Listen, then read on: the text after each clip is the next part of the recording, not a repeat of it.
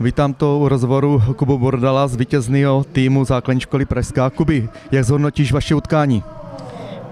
Hráli jsme dravě, ale měli jsme hodně šancí a vůbec jsme je nedávali, ale ty standardky tak jsme jako nějak vychytali. Čím vás překvapilo základní škola Hrušovany? Určitě pressingem a kvalitou nahrávky. Ty jsi dal 2 branky, jak by si popsal? Popsal bych je, byli dobrý, ale chtěl jsem to vždycky dát jako k tyčce a ten druhý gól jsem dal jako doprostřed a to jsem nechtěl dát doprostřed. Jak se připravíte na finále, který bude 23. května? Určitě budeme trénovat víc a budeme se na to prostě víc připravovat.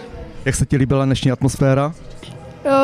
Hodně dobrá atmosféra, fanoušci jsou nejlepší a měli jste tady spoustu kámošů, tak mi to nějak tak namotivovalo a tak. Chtěl bys někoho pozvat na finále? Mýho bráchu asi, Martina. Dobře, tak jo, já ti moc ještě jednou gratuluju a děkuji za rozhovor. Vítám tu u rozhovoru nejlepšího hráče z základní školy Hrušovany Filipa Zábojníka. Filipe, jak bys hodnotil jako brankář dnešní utkání? Dnešní utkání bylo velmi dobré, ale hrozně jsme chybovali, že já jsem nakopával, a neměli jsme vůbec jakoby místo rozehrát. Takže nás víc tlačili než my. Prohráli jste o gól, bylo to hodně vyrovnané utkání. Co si myslíš, že rozhodlo? Asi to, jak mi dali z toho rohu, tak podle mě to jsem mohl jakoby chytnout. Takže to bylo zbytečný ten gól. Ty jsi dokonce chytil pokutový kop, jak bys popsal tu penaltu chycenou? Vůbec nechápu, jak jsem to mohl chytit, prostě jsem tipl. Kdyby došlo třeba na penalty, tak jsi mohl třeba i vyhrát nebo vychytat postup. Jak se ti celkově líbí dnešní akce Vyhraj na hřišti v Hledišti? Bylo to superový a budu fandit dalším. Budete se připravovat na příští sezónu, abyste třeba se umístili, nebo vám to třeba vyšlo až do finále? Ano, budeme se snažit. Chtěl byste ještě někoho na závěr pochválit z vašeho týmu? Celý tým, makali úplně všichni. Víš to, že vaše třída nebo škola vás sledovala přímým streamovaným vysíláním? Chtěl by se na dálku nějak pozdravit? Ano, takže zdravím všechny, co se teďka koukají. Dobře, tak jo, já tě ještě moc gratuluju a děkuji za rozhovor. Taky. Vítám tu u rozhovoru nejlepšího hráče z základní školy náměstí republiky Dmytro Ferenca. Dmytro, dneska si dal kolik branek? Asi 6, já nevím. Já jsem to nepočítal. A ani to nestačilo na postup do finálového dne. Co se dalo změnit, nebo jak vidíš dnešní to utkání? No, před zápasem mi vůbec tomu nevěřili, že aspoň máme šance jako jít do finále, ale snažili stejně celý tým. Vy jste z začátku vedli dokonce 2-0 a vypadalo to, že byste mohli i postoupit a pak se to zlomilo. Jo, já jsem taky myslel, že už máme šance, ale Líkovi se jako proboudili a začali jako dávat góly. Jak to, že jsi byl dneska jenom jediný střelec? Nevím, protože hrál Hroťáka a jsem byl tam jediný, ale celý tým snažil, taky mohl dát góly, ale to nevadí. Jak se ti líbí dnešní den? Dobře. Chtěl bys pochválit někoho z týmu? Jo, celý tým a i trenéra Jaroslava Poláka. To je nejlepší trenér, který ho měl. Dneska je akce Vyhraj na hřišti v Hledišti. Myslíš si, že to teda aspoň vyhráli v Hledišti vaši fanoušci? Jo, já myslím, že jo, protože celou dobu křičeli, ať dáme gól a vyhráme to. Dobře, tak jo, já ti ještě moc gratuluju a děkuji za rozhovor. Vítám tu rozhovoru nejlepšího hráče ze základní školy Diákovice, Jakuba Urbana. Kubi, vy jste splnili vlastně očekávání, že jste postoupili do finálového dne, ale utkání nebylo tak jednoznačný. Jak bys to zhodnotil? No tak na začátku jsme začali hrát jakože spíš takticky, než jak kdyby na sílu. A pak na konci jsme druhý poločas, jak kdyby, jsme tam dali tu silnou sestavu a pak už to šlo samo, jak kdyby. Takže to byla taktika pana trenéra na druhý poločas? No, my jsme si to jak kdyby vymysleli hráči a pak jsme to navrhli trenérovi a on s tím souhlasil. Dneska byla akce vyhrají na hřišti v Hledišti. Z začátku vyhrávali náměstí republiky a potom už to převzali Diákovice. Myslíš si, že to bylo tím, že jste vedli? Já si myslím, že to bude tím. Na začátku tam měli hodně velký, že mě z toho doteď bolí uši a moc neslyším, ale pak, jak jsme začali vyhrávat, tak jsme se rozjeli, jak kdyby. Hrál jsi někdy před takovou atmosférou? Ne, tohle je poprvé, co jsem hrál takhle, před takovouhle atmosférou. Chtěl bys někoho pochválit z vašeho týmu a jakým způsobem se připravíte na finálový den? Tak já bych chtěl pochválit všechny, hlavně Lukáše, ten tam byl srdcem a těšíme se a doufám, že neschytáme mládežku. Chtěli bychom Tasovice hlavně. Pozveš všechny z obce Diákovice, aby přišli vás pozbudit a i vaše spolužáky? No snad jo, já všechny pozvu, ale nevím, jestli dojdou, ale pokusím se. Dobře, já budu doufat, že vás přijdu zase pozbudit takhle v mohutném počtu. Takže ještě jednou moc gratuluju a děkuji za rozhovor. Vítám tu u rozhovoru nejlepšího hráče ze základní školy Ivančická Moravský Krumlov Adama Pelikána. Adame, vítězství, co mi k tomu řekneš?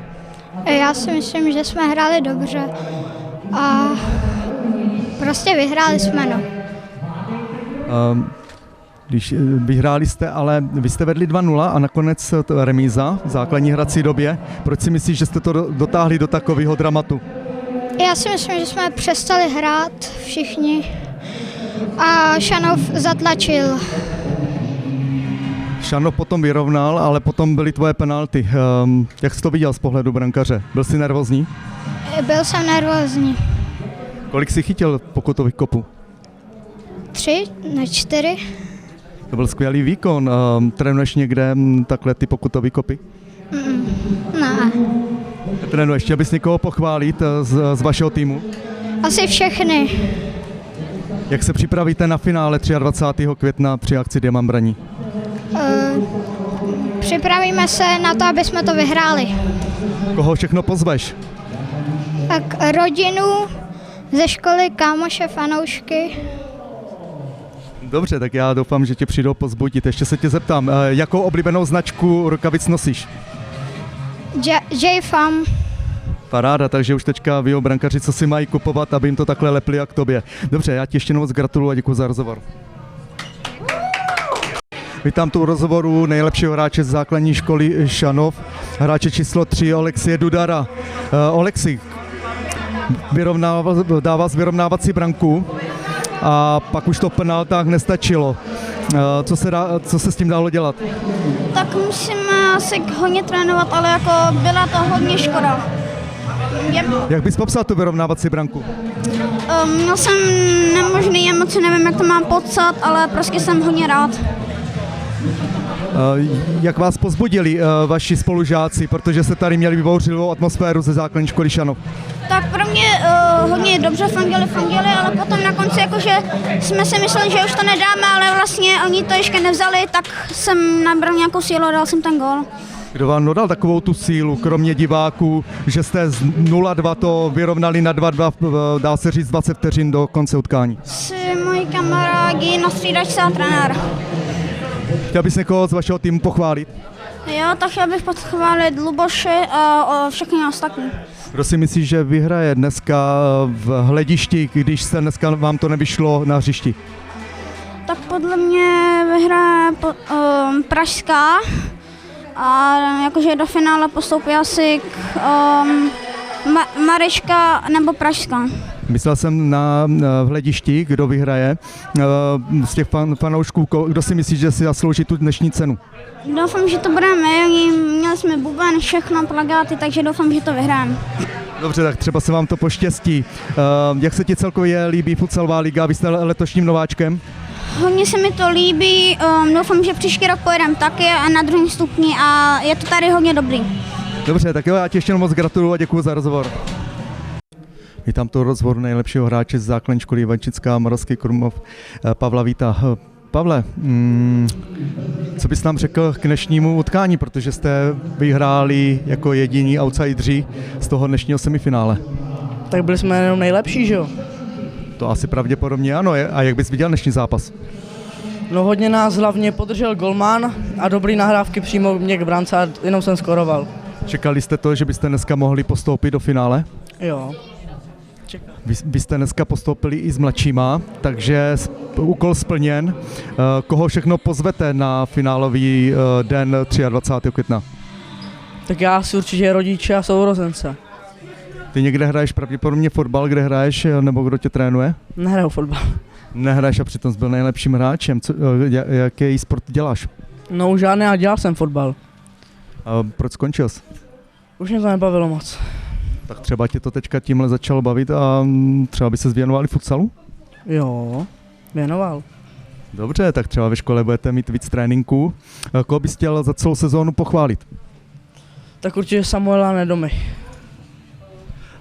Dneska byla akce Vyhraj na hřišti v Hledišti. Kdo si myslí, že to vyhrál? Šánov určitě. Ano, a jak bys ohodnotil vaše fanoušky? Tak jako, byl to sice podprůměr, ale dobrý. Takže je co zlepšovat. Jak je připravíš na finálový den? Pozveš je tady všechny spolužáky a třeba jim řekneš, aby ještě zvýšili svoje hlasivky? Určitě pozvu a řeknu jim to. Dobře, tak jo, já ti ještě jednou moc gratuluju a těším se s tebou na finále tady 23. května. Vítám tu nejlepšího hráče z základní školy Judr Mareše, hráče Matěje Debse. Matěj, vy jste dneska prohráli, proč? Nevím, dneska nám to nějak nešlo, ale byly tam i dobré šance, ale škoda, no. Šlo vidět, že dneska jste tady neměli žádnou podporu oproti ostatním školám. Bylo to možná to, co rozhodlo, že jste nakonec nezvítězili? To si myslím, že ne. My jsme se spíš soustředili spíš na tu hru, než na to okolí.